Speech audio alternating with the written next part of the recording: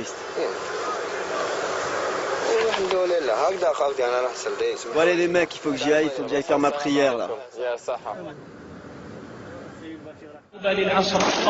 6 mois avant l'attentat du 11 avril, Merwan a donc disparu. Le temps d'un lavage de cerveau. Le temps de transformer un jeune paumé en kamikaze. Il rejoint le GSPC, le dernier groupe islamiste armé algérien, rebaptisé Al-Qaïda au Maghreb. Je retourne à la montagne, le quartier de Merwan. Bonjour, vous allez bien? Ambiance tendue. Arrête, baisse ta caméra. Ah, excusez-moi. Ne faites pas de problème, tracez votre route. Si vous restez dans le quartier, les jeunes vont vous tabasser. Pas simple de filmer, surtout que très vite la gendarmerie débarque. Une caméra est très vite repérée. Depuis l'attentat du 11 avril, la montagne est verrouillée. Montrez-moi vos papiers là. La carte. L'accès. Hein? Et c'est quoi votre mission? La mission, la situation, la jeunesse, la pauvreté, le bidonville, le couloche. Le social, quoi. Les problèmes liés aux gens, quoi. C'est bon? Merci, monsieur le gendarme. On peut continuer notre travail. Saha, barakallahu fik. Ok, merci beaucoup. Monsieur. Il me laisse repartir sans trop de problèmes. Mon sésame, un passeport algérien et une accréditation du ministère de la Communication pour suivre les élections. Les contrôles d'identité, une routine dans ce quartier. Dans le collimateur des autorités algériennes, les mosquées de la montagne. Avec cette peur que des radicaux manipulent d'autres Merwan. Fin de la prière du vendredi, je retrouve Ali, le copain de Merwan. Il faut faire gaffe, il y a des flics qui sont partout là. Il accepte de me servir de guide dans le bidonville, de m'amener voir la famille de Merwan. Bah tiens, regarde, il y a le petit frère de Merwan là. Hé jeune, viens voir. C'est lui là. Salam alaikum. Coup de chance, les deux ados rentrent d'une corvée d'eau. 2 kilomètres à pied tous les jours. Comment tu t'appelles? Hassan. Tu es le frère de Merwan? Non, c'est moi son frère. Où est ta maison? Par là. On peut y aller, s'il te plaît? Oui, bien sûr. Allez, on y va.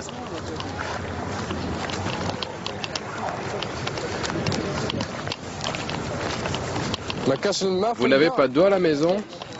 Non, il n'y en a pas. Ah ouais? Il n'y a rien ici. Où tu vas chercher l'eau? Derrière la station-service. C'est loin? Ah ouais. Oui, au fond, là-bas.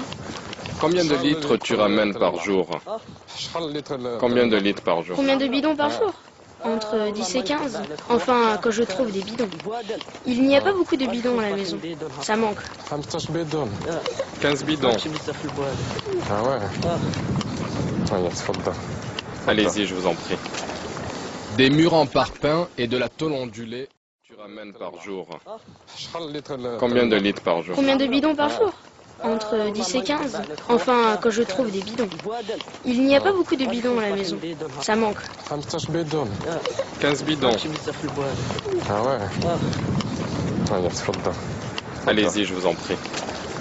Des murs en parpaing et de la tôle ondulée, c'est ici qu'est né Merwan. Au fait, tu travailles pour qui? Je travaille pour la télévision française. Tu veux voir ma mère? Oui, si possible. Attends ici. Je te remercie beaucoup. Un autre frère de Merwan sort de la maison. Ouais alors, tu cherches quoi? Je voudrais voir ta maman ou un adulte de la famille. Y a personne. Pardon? Je te dis qu'il y a personne. Pourquoi? Je te dis qu'il y a personne. Elle n'est pas à la maison, sa maman. Apparemment, non. Je pense pas, hein. La misère, hein? Tu vois de tes propres yeux comment ils vivent, hein. Difficile quand même. Ils sont tous entassés dans 2 pièces. 12 enfants, 5 filles et 6 mecs, je crois. 12 enfants. Allez, cassez-vous, partez. Allez, laisse tomber. De toute façon, sa mère, elle a perdu la tête depuis cet attentat. Hein. Ah ouais. Là. Et ses copains, tu les connais ces copains? Bah, ils sont pas là en ce moment. Où ils sont dans quel endroit? Je sais pas. Je connais. Tiens, le voilà, son frère. Salam alaikum. Bonjour. Qu'est-ce que tu filmes? Baisse ta caméra là. Bonjour, vous allez bien? Je suis journaliste français. J'en ai rien à foutre, hein. Tu ne filmes pas. Hein. Non, non, on filme pas. Qu'est-ce que tu veux? Anna Sahafi fi France. Ah, salam alaikum. Voilà. Anta. Je voudrais discuter avec le frère de Merwan. C'est moi le frère de Marwan. Ok, vous pouvez me parler de lui? Tu me donnes du fric et je te parle, sinon je te dis rien. Moi. Pas d'interview et fin de l'entretien.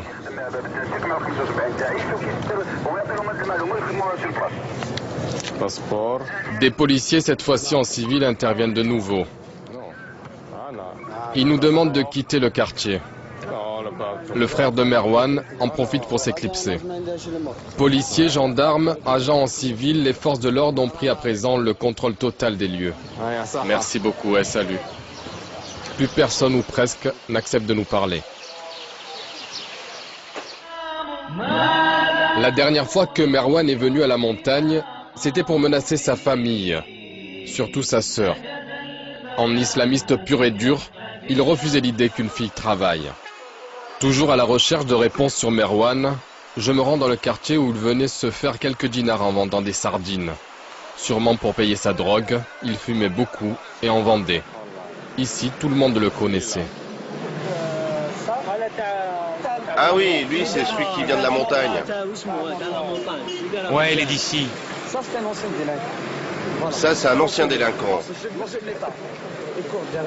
De toute façon, il avait tout le temps les flics derrière lui. Il avait des problèmes. Les terroristes, qu'est-ce qu'ils cherchent? C'est ça, des gens faibles. Ils récupèrent ces délinquants et puis ils leur font un bourrage de cerveau pendant 2 mois, pendant 3 mois, et puis ils en font des kamikazes. Je pense qu'il ne vient pas un kamikaze plus. Donc les autres, ils guettent. Oui, voilà, c'est ça, ils les guettent, ils les chassent, c'est comme des rapaces. Ce mec, c'est une victime de notre société. Et pourtant, c'était un bon gars, un mec bien. C'est l'humiliation qui l'a détruit. Eh, regarde, un mec de 28 ans, qui n'avait pas de boulot, pas de mariage, rien. C'est pas étonnant qu'il soit parti se faire exploser.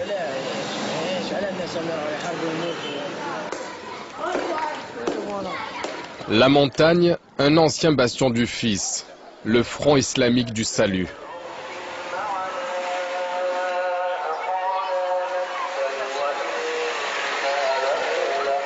Pendant les années noires, la décennie 90, les islamistes y faisaient régner leurs lois. À l'époque, impossible pour les filles de sortir sans hijab, le voile islamique. Interdiction pour les hommes de boire de l'alcool, de fumer et d'apprendre le français. 10 ans après, la terreur n'existe plus. Merwan semble bien être une exception. L'islamisme radical ne fait plus recette, mais les racines du mal sont toujours là. Pas de logement, pas de travail, pas de perspective d'avenir, une économie de survie et un profond sentiment d'abandon. L'ennui aussi, ce n'est pas le temps qui manque. 80% des gens qui habitent ici sont au chômage. Au hasard des ruelles, je rencontre Samir. Tous les jours, il voyait Merwan passer devant chez lui. Moi, je ne me considère plus comme un Algérien. Ça me fait mal quand on me dit que je suis Algérien.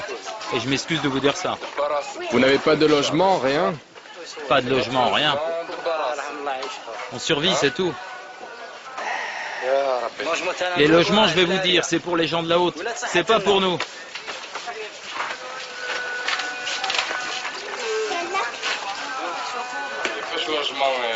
T'es à ta maison, toi, de quoi tu te plains? Mais quel logement j'ai? C'est un logement de merde. Je ne veux plus de carte d'identité algérienne. Je te jure, je serais mieux au Cambodge ou à Kandahar. Je te le jure, à quoi ça sert qu'on vive? On souffre dans cette vie, hein. Ben Laden, il recrute ici. Pardon? Ben Laden, il vient recruter des jeunes ici. Et ils ont fait des kamikazes.